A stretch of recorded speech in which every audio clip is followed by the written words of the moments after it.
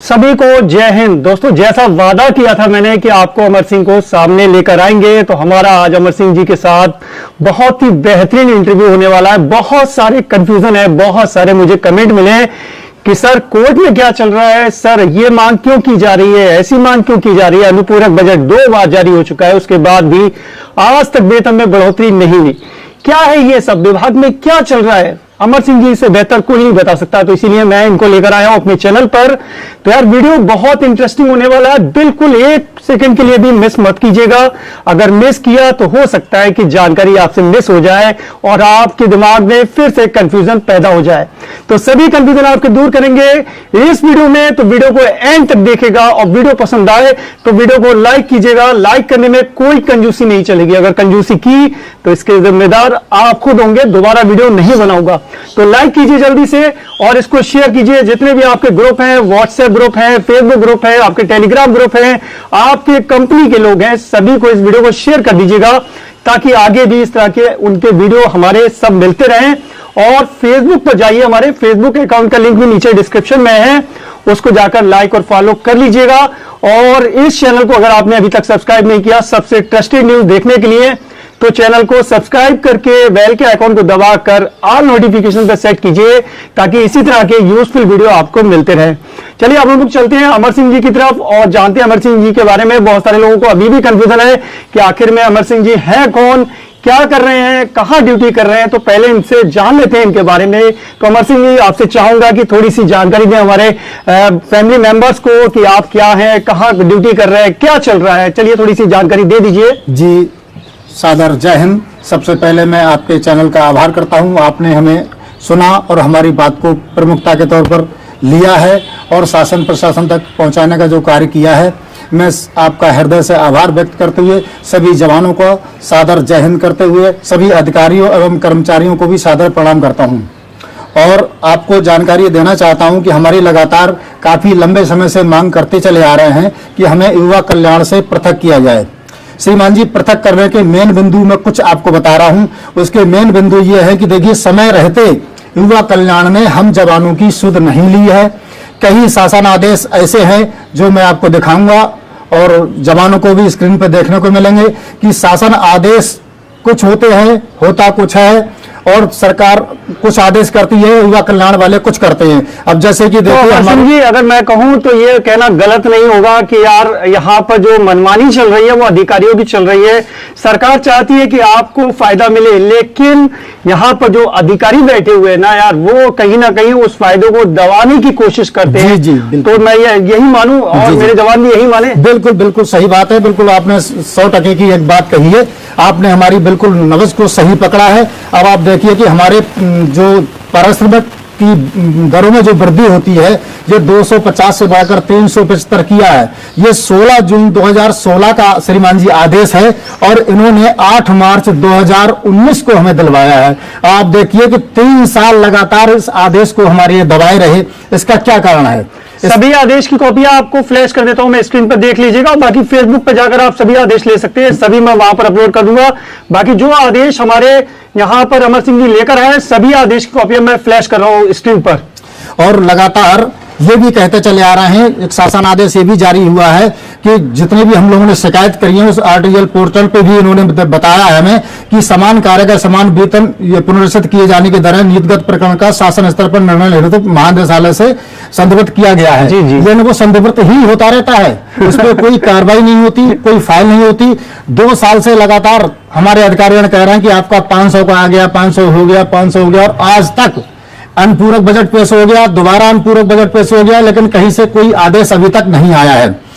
और इसलिए हम ये चाह रहे हैं कि हमारे विभाग को युवा कल्याण से अलग किया जाए। बहुत सी जानकारी ऐसी है कि आप देखिए, पीआरडी जवानों में जो भर्तियां निकलती हैं उनका एक मानक होता है, सभी सरकारी मतलब कर्मचारियों का एक मानक होता है कि कम से कम आयु 18 वर्ष से कम ना हो, और बाकी और भी मानक होते हैं वो भी पूरे हों।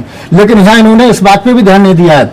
17 साल के, 17.5 साल के, 16 साल तक के जवान भर्ती कर उन्हें रोजगार देकर और उनके नाम से मतलब आज तक शोषण करते चले आ रहे हैं। अब उनसे आदेश मांगे जा रहे हैं, उनसे शासन आदेश मांगे जा रहे हैं कि तुम कैसे आए, क्या आए। वो अपना रिकॉर्ड दिखा रहे हैं तो उनके रिकॉर्ड कह रहे हैं साहब आप हमारे जो है मतलब अभिलेखों में नहीं है। मतलब यार 18 साल से पहले भर्ती कर लिया पहले तो, उसके बाद अब यहाँ पर कहा जा रहा है कि ओवर एज या अंडर एज वाले जो है बाहर कर दिए जाएंगे। तो अब मनमर्जी हुई, इसका जिम्मेदार कौन है? किसने भर्ती किया? क्या जवानों ने भर्ती थोड़ी कर दिया या वो खुद भर्ती थोड़ी हो गए? उसके जिम्मेदार अधिकारी हैं जिन्होंने भर्ती किया। कार्रवाई उन जवानों पे नहीं, उन अधिकारियों पे होना चाहिए जिन्होंने इनको भर्ती किया। क्या मैं सही कह रहा हूँ? बिल्कुल बिल्कुल, आपकी बिल्कुल सही बात है। कहीं ना कहीं वो सबसे ज्यादा होता अगर जवान से कह दिया जाता आपकी उम्र पूरी नहीं है, आपको भर्ती नहीं किया जा सकता, तो भर्ती थोड़ी हो जाता। बिल्कुल सही।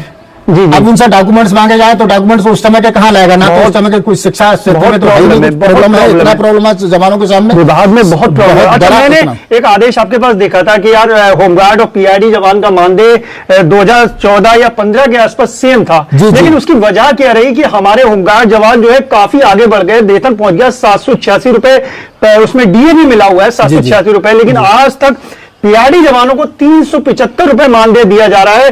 पहला वाला जो अनुपूरक बजट हुआ कि यार 500 रुपए हो गया, अब फिर 50 रुपए की बढ़ोतरी, आज तक आदेश नहीं हुआ। इसकी वजह क्या हो सकती है, आप बता सकते हैं? इसकी मेन वजह सर युवा कल्याण नहीं चाह रहा है। युवा कल्याण अगर चाहता तो कम एज के भर्ती क्यों किए जाते, घंटे छोटे क्यों भर्ती किए जाते, क्यों मानक के विपरीत रख के बरकरार करके उनको आदेश किया जाता। सबसे पहली बात तो युवा कल्याण एक खेलकूद का विभाग है, ये खेलकूद से संबंधित विभाग है।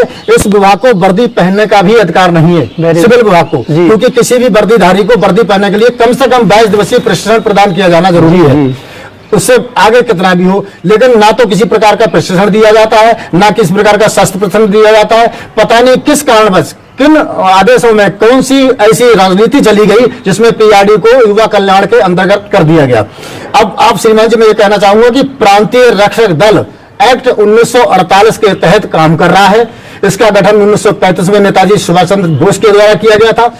आजाद देश आजाद होने के बाद नाम परिवर्तित करते हुए इसका नाम प्रांतीय रक्षक दल एक्ट 1948 दिया गया, और उस एक्ट 1948 के तहत हम लोगों को दायित्व सौंपे गए। 1950 तक हमें थानों की कमान से पुलिस बी का दर्जा प्राप्त था। Very good. 1952 में फिजिकल ऑफ कल्चर को, आप देख लेने वाली बात यह कि फिजिकल ऑफ कल्चर को प्रांतीय रक्षक दल में विलीन किया गया, ना कि प्रांतीय रक्षक दल को फिजिकल ऑफ कल्चर में। अच्छा, प्रांतीय रक्षक दल मुख्य था, उसमें दूसरा वाला विभाग लाया गया, जबकि यहाँ पर उल्टा कर दिया। अब धीरे धीरे इन्होंने ये क्या काम करा, इसकी जड़ों को खोखला करते हुए समय समय पर संशोधन दिखाए हैं, वो दिखाए। मैं आपको आदेश भी दिखाऊंगा कि अगर इनसे जानकारी मांगी जाती है तो उसमें यह भी लिखते हैं कि पीआरडी एक्ट पूर्णतः लागू है, इसमें कोई संशोधन नहीं किया गया है। समझ गए? जब संशोधन नहीं किया गया है, पीआरडी विभाग सर्वोपरि है, तो वेबसाइट प्रांतीय रक्षक दल नाम की क्यों नहीं बनाई गई? क्या कारण रहा? बहुत बड़ा सवाल है, बहुत बड़ा सवाल है ये कि अब आप देखिए, आज आप प्रांतीय रक्षा दल को देखेंगे कि प्रांतीय रक्षा दल विभाग, आप वेबसाइट खोलेंगे, आपकी प्रांतीय रक्षा दल नाम से कोई वेबसाइट नहीं, युवा कल्याण विभाग से है, युवा कल्याण नाम से विभाग से है। अब जब विभाग मुख्यालय पे लिखा हुआ है कि महानिदेशालय प्रांतीय रक्षा दल आबलक युवा कल्याण, ये मुख्यालय पर लिखा हुआ है स्पष्ट शब्दों में, लेकिन जब आप वेबसाइट खोलेंगे तो केवल युवा कल्याण के नाम से खोलेंगे। युवा कल्याण खोल के जब आप अंदर घुसेंगे तो आप जाएंगे, उसमें ग्रामीण स्टेडियम देखेंगे, आपको महिला मंगल दल दिखेगा, युवक मंगल दल दिखेगा इसकी योजनाओं में। फिर उसके बाद में चौथे नंबर पर आएगा कि पीआरडी स्वयंसेवी संगठन, एक योजना। तो उस योजना में लाके घुसड़ के छोड़ा है। ये कहाँ का औचित्य है, क्या दायित्व इन अधिकारियों से जवाब लेना चाहिए कि जब पीआरडी स्वयं में एक विभाग है तो वो योजना में कैसे पहुंचा, ये कूटनीति कहां से चली, किसने रची, उन सब की जांच होनी चाहिए। मैं ये चाहूंगा इसकी मतलब अंदर खाने सरकार को जांच करानी चाहिए कि हमें एक योजना में लाके छोड़ा गया है, और योजना में लाके छोड़ने की वजह से सरकार को ये सही जानकारी नहीं मिल पा रही है कि पीआरडी है कहां। इसलिए हम लोगों को सही समय रहते न्याय नहीं मिल पा रहा है, हमें वेतन नहीं मिल पा रहा है, हमें सही से ड्यूटियां नहीं मिल पा रही हैं। यहाँ तक के लिए आपसे क्या कहा जाए कि किसी प्रकार के लिए हमें काम करने के लिए अगर हम कोई बात अपनी कहते हैं तो हमारे खिलाफ कार्रवाई आज भी पीआरडी एक्ट 1948 के तहत की जाती है। श्रीमान जी, कार्रवाई के लिए पीआरडी एक्ट 1948 है, लेकिन हमारे अधिकार दिलाने के लिए, हमारी ड्यूटियां दिलाने के लिए तो पीआरडी एक्ट नहीं है। तो हम स्वयंसेवक हैं, तो स्वयंसेवक, तब हमें लाके कह दिया जाता है कि आप स्वयंसेवक हैं। तो शोषण की मेन वजह जो है वो युवा कल्याण विभाग का पीआरडी विभाग में कनेक्ट हो जाना, जबकि पीआरडी विभाग मुख्य विभाग है, उसमें युवा कल्याण विभाग को जोड़ा गया, लेकिन उसको पलट दिया गया, ठीक है, पलट दिया गया, और जिसकी वजह से शोषण का जो मेन वजह निकल कर आ रही है वो आ रही है युवा कल्याण विभाग। अब और जो मांग कर रहे हैं हमारे पीआईडी जवान, मांग कर रहे हैं कि युवा कल्याण विभाग को अलग किया जाए। उसकी वजह यही है कि शोषण को कम किया जाए। शोषण को कम करने के लिए युवा कल्याण विभाग को पीआईडी विभाग से अलग करना होगा, तभी कुछ हो पाएगा, मैं ये मान लूं। इसके अलावा मुझे अभी एक आदेश अमर सिंह जी ने दिखाया था कि यार यहाँ पर जो अवैतनिक पद हैं उन पर वैतनिक वाले पोस्ट कर दिए गए। इसको पर भी प्रकाश डालना चाहेंगे अमर सिंह जी? तो देखिए श्रीमान जी, हमारा मेन जो हमारे पद चेंज किए गए हैं इनमें, उसमें एक्ट को मैं दिखाऊंगा। उस एक्ट में जो हमारे पद हैं वो अब इन्होंने संशोधित करते हुए पदों का भी चयन कर दिया गया है। अब जिस तरह कंपनी कमांडर का पद है तो बीओ महोदय को दे दिया गया है, जबकि बीओ महोदय अभी भी भर्ती होकर आए हैं। वो देखिए, अगर वो कहीं किसी विभाग से आके आए ट्रेन, चाहे वो फौजी आया हो यहाँ ट्रेनों को, लेकिन वो उसकी व्यक्तिगत संपत्ति है। इस विभाग ने उन्हें एक दिन का कहीं प्रशिक्षण नहीं दिया है और 2-2 स्टार लगा के वर्दी पहना दी। और उनको वर्दी पहनने का भी सलीका नहीं है, स्टार लगाने का सलीका नहीं है। स्टार भी लगाते हैं तो उल्टे लगा लेते हैं, समझ रहे हो? तो जिस आदमी को वर्दी पहनने का अधिकार नहीं है, किसी प्रकार की कोई ट्रेनिंग दी गई है, और युवा कल्याण विभाग ने सबको 2-2 स्टार लगा के दे दिए हैं। तो एक दिन का प्रशिक्षण नहीं है। हम लोग 22 दिवसीय प्रशिक्षण करे घूम रहे हैं और हमारे पदों का चयन नहीं हो रहा है। पदों को चयन के बार बार प्रक्रिया करी जा रही है, अवैतनिक पदाधिकारियों को चयन किया जाए, लेकिन कहीं से भी किसी भी जनपद में कोई पदों का चयन नहीं हुआ है।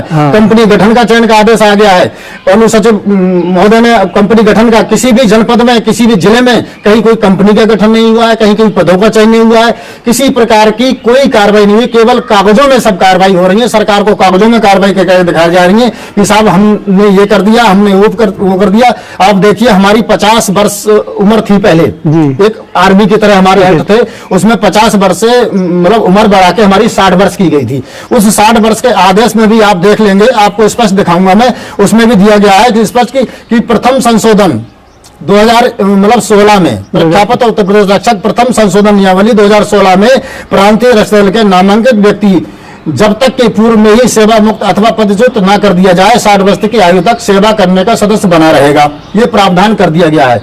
इसमें भी प्रथम संशोधन दिया है, राज्यपाल महोदय का अनुमोदन है। तो ये और संशोधन कहां से होगा श्रीमान जी? हमें इस बात की समझ में नहीं आती कि जब हमारी आयु का संशोधन हुआ 2016 में, उसमें भी इन्होंने दिखाया है कि पीआरडी एक्ट में प्रथम संशोधन करते हुए हमने ये आदेश जारी किया है। तो अब जो विकास दल और आपके ये पदों का चयन, ये कहां से इन्होंने कर दिए? ये बहुत गंभीर विषय है, इस पर गहराई से जांच होनी चाहिए। और देखिए, मेरी लड़ाई किसी भी अधिकारी या कर्मचारी या किसी प्रकार के उसके तरह नहीं है, ना ही मैं कोई राजनीतिक नेता हूं। मैं एक पीआईडी जवान हूं और ब्लॉक कमांडर के पद पर तैनात हूं, अपनी सेवाएं दे रहा हूं। वर्तमान में भी जनपद बरेली में मैं अपनी सेवाएं दे रहा हूं लगातार। विभाग मुझसे ड्यूटी ले रहा है, मैं सेवा दे रहा हूं। लेकिन दुख मेरा यह है कि हमारे जो 61 करोड़ का बजट पेश हुआ था वो इन्होंने 85,255 पे बांटा है, पद लिखाए हैं इन्होंने, जबकि हम कुल मिलाकर 40 से 42 हजार जवान हैं पूरे उत्तर प्रदेश में। लेकिन इन्होंने 61 करोड़ का जो बंटवारा किया है वो 82,255 पे बंटवारा किया है। तो 82,255 पद कहां से लाइए? 40,000 कहां पे घपला हुआ? 82,000 के आसपास जो है बजट बांटा गया है। तो यार ये पैसा आधा पैसा कहाँ जा रहा है ये बताएगा कोई किसी को पता हो तो बताइएगा। कोई किसी को पता हो, कोई अधिकारी को पता हो, अधिकारी बताएं कि ये पद कहां से आए। अब फिर उसके बाद में देखिए, अनुपूरक में उन्होंने कह दिया कि आपके 500 हो गए। आज तक एक बजट का जीरो नहीं आया है। आपने याद दिलाया, वो वीडियो मैंने भी बनाया था कि 500 हो गए, क्योंकि न्यूज़पेपर में कटिंग मेरे पास अभी शायद रखी होगी और मैंने अपने फेसबुक पर भी अपलोड की थी। 500 रुपए हो गए, वो 500 रुपए आज तक तो हुए नहीं। एक बार फिर से अनुपूरक बजट आ गया और फिर से घोषणा कर दी गई 50 रुपए और बढ़ा दिए गए, यानी 1500 रुपए महीना बढ़ा दिए गए। कहाँ जा रहे हैं ये पैसे? ये पैसे जाएंगे कहाँ जा रहे हैं? अमर सिंह से बात करते हैं इस मामले में। तो देखिए, इसको साफ अधिकारीगण जवाब देंगे, अधिकारी महोदय इसके जिम्मेदार हैं। और ये देखिए, सबसे बड़ी बात तो ये है कि कुल मिलाकर कितने भी शासन आदेश हो जाएं, मुख्यालय पर प्रांतीय रक्षक दल युवा कल्याण महानिदेशालय दिखाया जा रहा है, जिले लेवल पर प्रादेशिक विकास दल एवं युवा कल्याण दिखाया जा रहा है। अब आप देखिए, प्रदेश एक, देश एक, विभाग एक, फिर भी इसमें संशोधन देखिए कि मुख्यालय पर प्रांतीय रक्षा दल महानिदेशालय, प्रांतीय रक्षा दल युवा कल्याण उत्तर प्रदेश, जिले लखनऊ। अब आप जिले पे जाएंगे, जिले पे लिखा होता है प्रादेशिक विकास दल युवा कल्याण विभाग जनपद फलाना ढिमाका। मतलब यार कभी कहीं कुछ चीज आगे है और कहीं कुछ चीज पीछे है। मतलब एक रूल नहीं है कि हाँ इस तरीके से लिखना है, कुछ नहीं। जो जहां जिसका पता चल रहा है। अब कोई भी किसी प्रकार की कार्रवाई हो तो एक्ट के अनुसार होती है। एक्ट के अनुसार अगर हम लोगों को पद की ड्यूटी की बात आए तो कहीं कुछ नहीं है। बहुत बड़ा भ्रष्टाचार युवा कल्याण में फैला हुआ है। मैं यहां से सभी से अनुरोध करना चाहूंगा, इस चैनल के माध्यम से, आपके चैनल के माध्यम से बधाई देते चाहूंगा। पूरे प्रदेश के जवानों को मैं कहना चाहूंगा, आह्वान करना चाहूंगा कि सभी जवान मर्यादा में रहते हुए, अनुशासन में रहते हुए अपनी लड़ाई को कोर्ट में जाकर लड़ें। देखिए मैं आपको एक चीज दिखा दूं, इतने सारे कागज हैं, ये देखिए इतने सारे कागज हैं और ये सब प्रूफ करते हैं कि हाँ भ्रष्टाचार है। भ्रष्टाचार के लिए ये प्रूफ बहुत है, इतने प्रूफ बहुत है और ये सभी ज्यादातर कागज मैं अपने फेसबुक पे डाल दूंगा। और युवा कल्याण विभाग को अलग किया जाए, सबसे मेन मुद्दा युवा कल्याण विभाग को अलग किया जाए, क्योंकि भ्रष्टाचार यहां पर चरम पर है। अब इस भ्रष्टाचार को खत्म कैसे करना है वो अमर सिंह ने बताया, अमर सिंह जी ने बताया कि हमें कि जब तक युवा कल्याण विभाग को अलग नहीं किया जाएगा यह भ्रष्टाचार कभी खत्म नहीं हो सकता। इसके अलावा जो लड़ाई है अब ये कागजों से मुझे तो नहीं लगता इस तरीके से हो पाएगा, क्योंकि आदेश आता है और आदेश हवाई हो जाता है, पता नहीं चलता कहां जाता है। ये आदेश आने की वजह और इसको दबाने की वजह आप जानते हैं कि कौन है, अधिकारी हैं। अधिकारी इन आदेशों को दबा रहे हैं, लागू नहीं कर रहे हैं, ठीक है। तो इनको आदेश को पारित किया जाता है, उसको लागू नहीं किया जाता। अब लागू कहां से कराना है? लागू कराना है कोर्ट से, कोर्ट में पहुंचना पड़ेगा। उसके लिए हमारे अमर सिंह जी ने तैयारी कर दी है, स्टार्टिंग हो चुकी है। पहले भी मैं आपको इंटरव्यू के जरिए बता चुका हूं कि अमर सिंह ने क्या क्या किया। उसके कोर्ट के केस के बारे में थोड़ी डिटेल जानकारी ले सकते हैं। यार वीडियो थोड़ा सा लंबा जरूर हो रहा है, लेकिन आपके सभी कंफ्यूजन दूर हो रहा है, ये क्लियर मुझे पता है। उसके बाद भी अगर आपके मन में कोई कंफ्यूजन है तो नीचे लिखिएगा कमेंट बॉक्स में आके, अमर सिंह जी को दोबारा चैनल पर लेकर आएंगे और दोबारा आपके सभी कंफ्यूजन को दूर कराएंगे। तो चलिए कोर्ट के बारे में जानकारी लेते हैं कि अब कोर्ट में क्या चल रहा है। अमर सिंह जी देखिए, कोर्ट में साहब श्रीमान जी हम कोर्ट ऑफ केस जीत चुके हैं। उसमें स्पष्ट आदेश हुआ था 7 जनवरी 2019 को कि पीआरडी जवानों का विधिवत मूल्यांकन करते हुए इन्हें भी होमगार्ड के समान वेतन व अन्य सुविधाएं प्रदत्त कराई जाएं। होमगार्ड के समान, ये देखिएगा होमगार्ड के समान, यानी कि समान कार्य समान वेतन। 2014 में होमगार्ड और पीआरडी जवानों का वेतन समान था, लेकिन उसके बाद पीआरडी जवानों को धक्का दे देकर पीछे कर दिया गया और होमगार्ड्स को कहां कर लिया गया? आगे। आज होमगार्ड्स का वेतन कितना है? 786 रुपए। पीआरडी का जवान कितना है? 375 रुपए। 375 रुपए। एक मजदूर से अगर मैं अपने यहां पर कंस्ट्रक्शन का काम करा रहा हूं, मजदूरी करा रहा हूं, वो भी 450-500 रुपए ले जा रहा है यार। लेकिन आप तो वर्दीधारी हैं यार, उसके बाद भी 375 रुपए। अपने आप बड़ा अफसोस होता है मुझे, वर्दीधारी जवान 375 रुपए। चलिए बात करते हैं। और उसके बाद कोर्ट ऑफ कंटेम्प्ट भी गए तो वहां इन्होंने कोर्ट ऑफ कंटेम्प्ट खारिज करने को लिखा है हमारा कि हमने जो इनका दास 250 से बढ़ाकर 375 कर दिया है। ड्यूटियां थाने चौकी में दे दी, जीरो, बिल्कुल मतलब ड्यूटियां भी दी ऐसी जैसे मान लो 100 जवान और 30 आदमी को ड्यूटी मिल गई तो 90 मतलब 70 आदमी तो खाली बैठेगा। मतलब कागजी हकीकत अलग है, अलग है, बिल्कुल अलग है। इस टाइम हम कोर्ट की बात कर रहे हैं तो इस टाइम कोर्ट ऑफ चैलेंज में खड़े हैं, आखिरी स्टेज पर हैं और फैसले की स्थिति पे हैं। बिल्कुल इस टाइम एक बहस हमारी हो चुकी है। कागज कम पहुंचाने के चक्कर में इनसे जो मांगे गए डॉक्यूमेंट्स युवा कल्याण विभाग ने कुछ कम पहुंचाए, कुछ टिकट कम लगाए, तो इस वजह से पिछली तारीख 23 नवंबर को जो हमारी टल गई थी, अब हमारी 7 जनवरी की तारीख है। 7 जनवरी को बहस भी होनी है और संभवतः अगर जज साहब ने सही निर्णय अगर ले लिया हमारा तो वो हमारा फैसला भी आ सकता है। बिल्कुल इसी की तरफ हम खड़े हुए हैं और जो फैसला आएगा तो हम फैसले में, ये देखिए लंबी तारीख लगने का एक कारण यह है कि या तो हम कहीं ना कहीं कमजोर हो रहे हैं, सरकार कमजोर हो रही है, सरकार को धक्के दे रहे हैं। मतलब कोर्ट भी सरकारी वकील जो चाह रहा है कि थोड़ा लंबा खिंच जाए, इसलिए इन लोगों को न्याय मिले तो तब तक आचार संहिता ये वो लग जाए, इसलिए ऐसा आगे करके बढ़ा रहे हैं। तो ये समझ लो हम बिल्कुल हैं। अब हमें यहाँ पर संगठन को दिखाने की आवश्यकता है।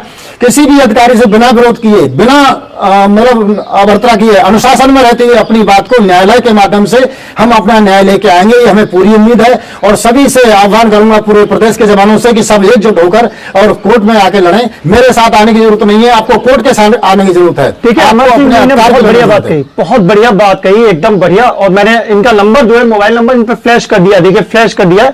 अगर आपको डायरेक्ट बात करना है तो अमर सिंह जी से डायरेक्ट आप बात कर सकते हैं, आप डायरेक्ट कोर्ट में पहुंच सकते हैं।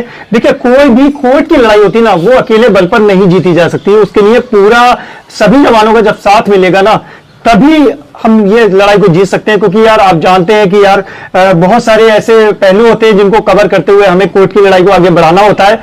अब कोर्ट की लड़ाई को अगर आपको बढ़ाना है तो यार साथ देना होगा। अगर कोई आगे चल रहा है तो उसका साथ देखो, उसके कंधे से कंधा मिलाकर चलिए और साथ दीजिए। मैं तो ये कहूंगा यार साथ दीजिए, आप कांटेक्ट कीजिए अमर सिंह जी से और बात कीजिए और साथ दीजिए, बहुत जरूरी है। जब तक साथ नहीं देंगे, वैसे लड़ाई आप लोग जीते हुए हैं, 101% जीते हुए हैं, क्योंकि सुप्रीम कोर्ट के आदेश के अनुसार भी समान कार्य समान वेतन अगर लागू हो जाएगा 101% हो जाएगा, समान कार्य समान वेतन, और लागू हो गया तो आपका वेतन भी होमगार्ड जवान के बराबर वेतन होगा। आपको भी डीए मिलेगा, वहां भी डीए मिल रहा है, आपको भी डीए मिलेगा, आपको भी एरियर मिलेगा। जैसे होमगार्ड जवानों को एरियर मिला है वैसा ही एरियर आपको भी मिलेगा, 101% मिलेगा। क्यों अमर सिंह जी, सही कह रहा हूं मैं? बिल्कुल सही कह रहे हैं आप। देखिए होमगार्ड को इतना कुछ मिल गया, जबकि उसके सर्टिफिकेट पे लिखा होता है निष्काम सेवा।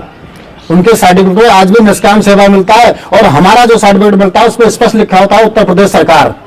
अब आप देखिए हमारा एक्ट भी उन्हीं को दिया हुआ है, हमारा और होमगार्ड का लगभग मिलता जुलता एक्ट है। उसी एक्ट में से हमारे द्वारा बना हुआ मतलब होमगार्ड विभाग है, और उसको जब मिल गया तो हमारे लिए तो बहुत पास की कौड़ी है, उनके लिए दूर की कौड़ी लगाई है, उन्होंने लंबी लड़ाई लड़ी। हमें पास की लड़ाई, क्योंकि वो भी जीत चुके हैं, उसका भी हमें बेनिफिट मिलेगा, और जो लोग इधर उधर के जीत रहे हैं उसका भी बेनिफिट मिलेगा। और हमें कोर्ट से पूर्ण विश्वास है और भरोसा है कि हमें उच्च न्यायालय में जरूर न्याय मिलेगा, और सरकार हमारी बात को सुनेगी। इसलिए मेरा सभी जवानों से अनुरोध है कि आप हर जनपद से एक ग्रुप बनाते हुए अपना एक, किसी भी नेतागिरी की जरूरत नहीं, केवल अपने संगठन को मदद बनाते अपने हक की लड़ाई करने के लिए आगे आएं और सीधे सीधे कोर्ट में मिलें। बिल्कुल सही, बिल्कुल आगे मिले और आमने सामने बात कीजिए, आमने सामने बात कीजिए, लोग सामने बात कर रहे हैं। 7 तारीख को मैं उच्च न्यायालय में उपस्थित रहूंगा मैं वहां पर, और काफी जनपदों से लोग फोन भी कर रहे हैं कि ऐसा हम आके मिलेंगे आपसे। देखिए आप बताइएगा, क्या 7 जनवरी को आप कोर्ट में पहुंचने वाले हैं? अमर सिंह जी का नंबर आपको देख रहा होगा, कांटेक्ट कर लीजिएगा। पहुंचने वाले कोर्ट में, नहीं पहुंचने वाले, मुझे नीचे कमेंट बॉक्स में बताइएगा जरूर, और पहुंचे। इसी के साथ मैं यहीं पर कहूंगा, फिर पुनः अपनी बात को दोहराते हुए, कि पीआरडी जवानों को न्याय मात्र एक न्यायपालिका के द्वारा ही मिलेगा।